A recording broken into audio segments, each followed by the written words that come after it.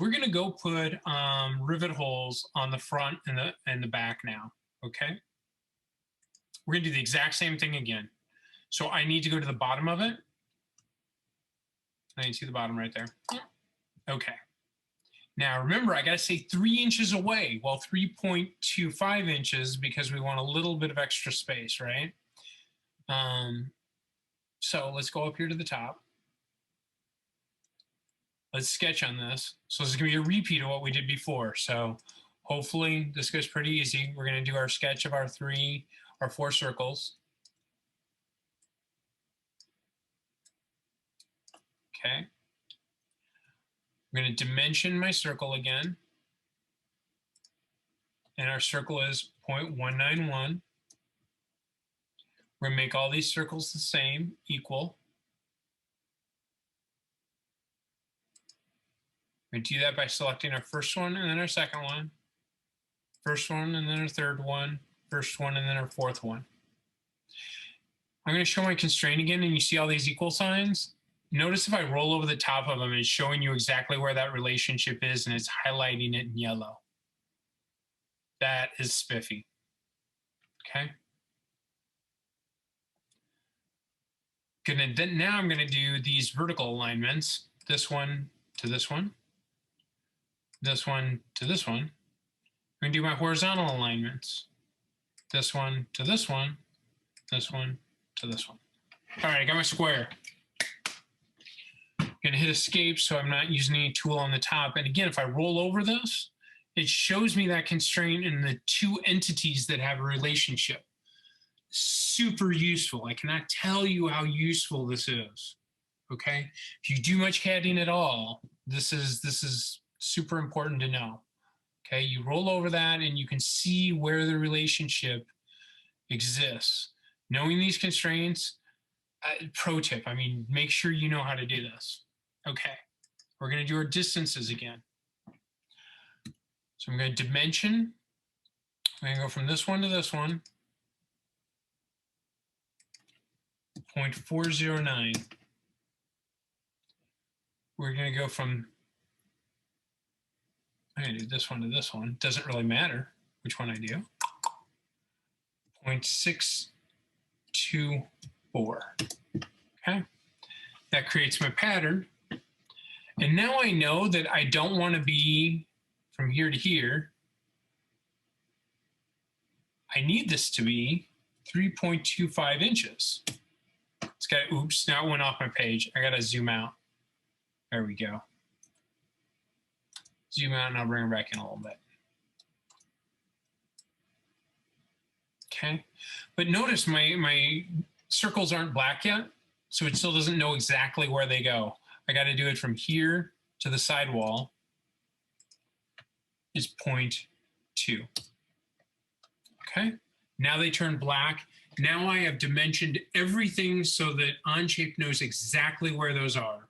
Okay, it's really important that you try and change everything black that you can in your diagrams as you go through, so that it knows. Now I've got everything again, right?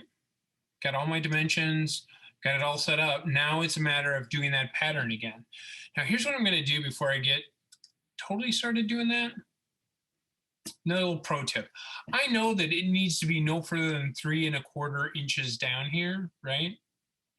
So this up here tells me to create a construction line. It makes a dotted line, and it means it's just there for measuring and doing things like that.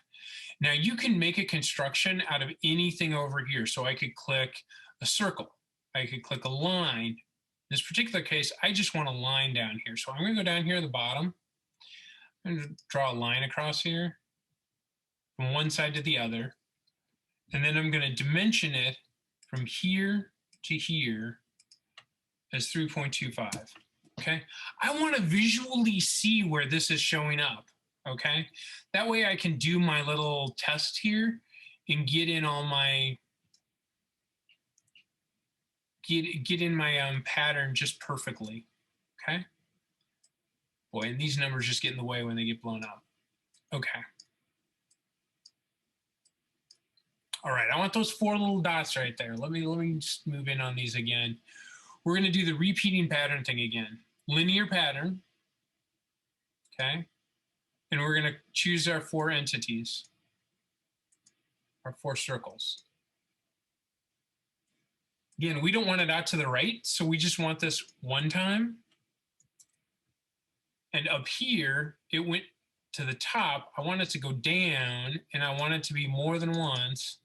So I'm going to put in 10 here again. And remember, this is the number I'm paying attention to. How much space do I have between my pattern? Now let me zoom back out. Let's get bottom here. Okay, so I'm partway down here with 10. Let's do 15 again. Oh, I don't know whether you can see this, but it doesn't actually show the pattern really well in there. That's okay. If you zoom in on it and you hit OK, it'll come back. The bottom line is it goes from here to this very bottom one down here. Now, I'm pretty close. I'm a little bit, let me change this to 1.5. Oh.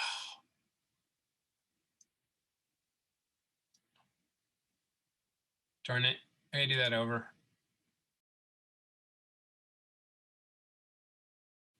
What I'm gonna do is, that's a lot of rivet holes. I'm actually gonna take this down to 14. And I'm gonna call that good. And I realize this is 1.5, it's gonna spread out more. So here's my trick again. We're gonna lock this in. That's where my holes are. But now I don't want this to be driving anymore. I want it to be driven. So I'm gonna change this to a driven dimension. Now I'm gonna drive this. I'm gonna do the dimension from here to the bottom.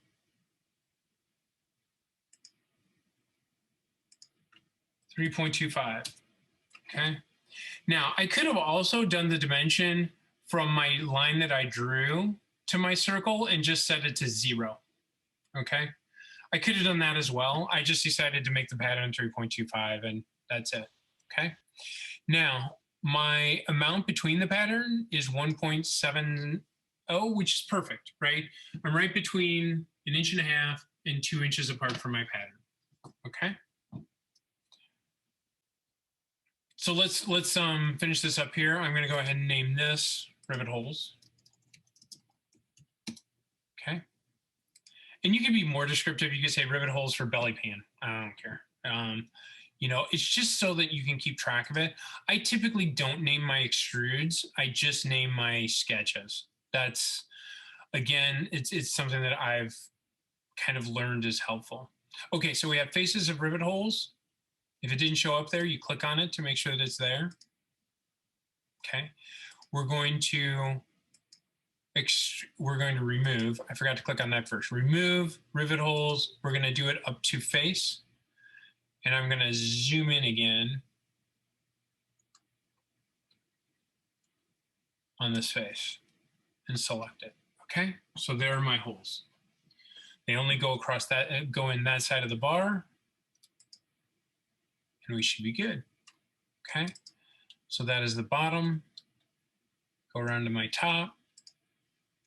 Okay, and now again, if I want to edit the appearance a little bit of it, make it whatever color you want, but I'm going to go and just make it at 80% again. All right, now when we go back to our main drivetrain, whew, we have all of our rivet holes and all the structure that we need for then putting the belly pan on.